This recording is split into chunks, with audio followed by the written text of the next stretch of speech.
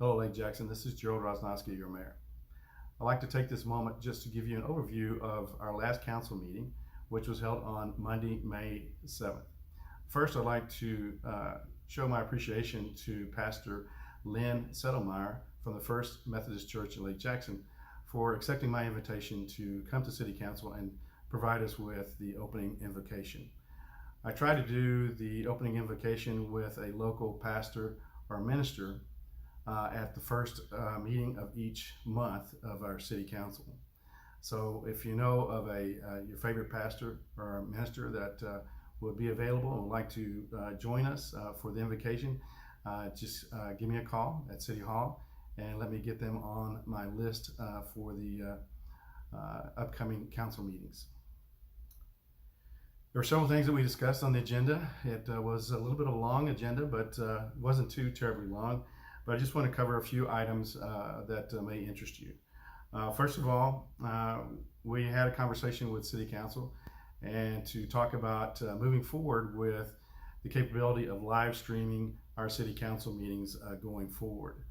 And staff gave a quick overview of what the process would be, how it was going to be handled. Our purpose here is to give a quality product but keep the price extremely low. And so we looked at other live streaming capabilities that other cities around our area are using today, and took that information to come up with a proposal for council. And council approved that, and those funds are going to actually be coming from a grant program that comes through Xfinity, the cable company that services most of Lake Jackson. So there are no property tax dollars that are going toward this live streaming. These are funds that, again, that are made available through Xfinity. We're hoping to have live streaming up and running for our meeting in July, when our city manager, Modesto Mundo, will be giving his budget proposal to City Council. So it'll be an opportunity for you to listen in on that if you wish, to learn about where we're starting with our budget, with the budget proposal that has been worked up by staff and will be presented to council for the first time. The other area that we talked about was identifying and approving the project list that we would be sending to our Lake Jackson Development Corporation to do their public hearings for the half-cent sales tax. This is, a lot of people call this 4B funds. This is an additional half-cent sales tax that was made available for cities like ourselves to capture on every sale that occurs in the city of Lake Jackson, to be used for a very specific list of items in the community. You may or may not know is that the way that our 4B was presented to the citizens, yourself, many years ago and voted in, is extremely restrictive. It's even more restrictive than what the state has defined. Again, we're very limited on where we can use these dollars, and so what we've identified these are for projects mostly in the quality of life arena. They're going to fall into recreation areas in our community.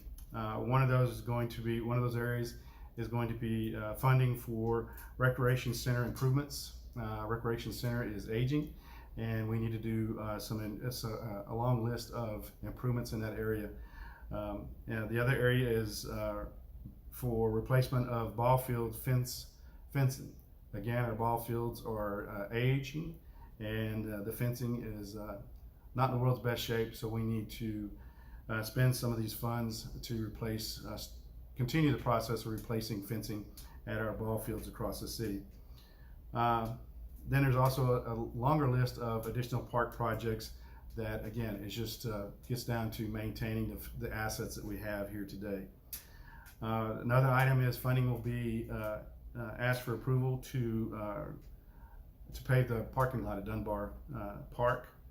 Then there's funding that's being asked for extending and building our hike and bike trails across the city. We have a pretty extensive hike and bike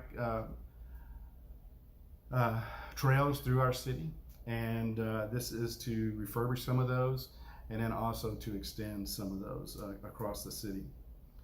And another area that is going to be asking for funding for is continuing our process of replacing our aging playground equipment.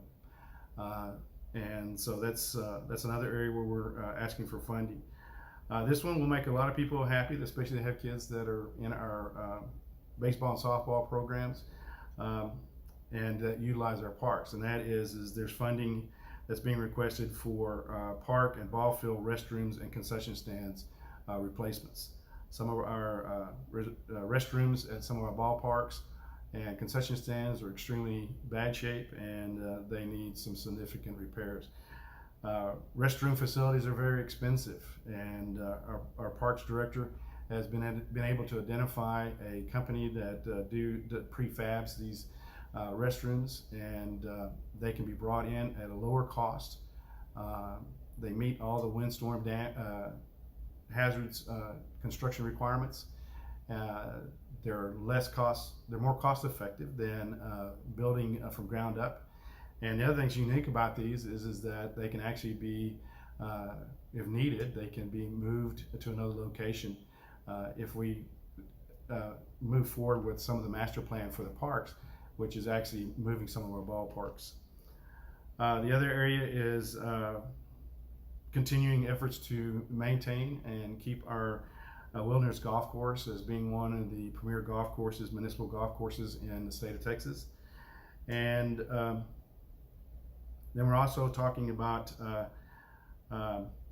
needing to transfer funds from this funding source, which is the 4B again, the half-cent sales tax, to the rec center's operating fund to keep the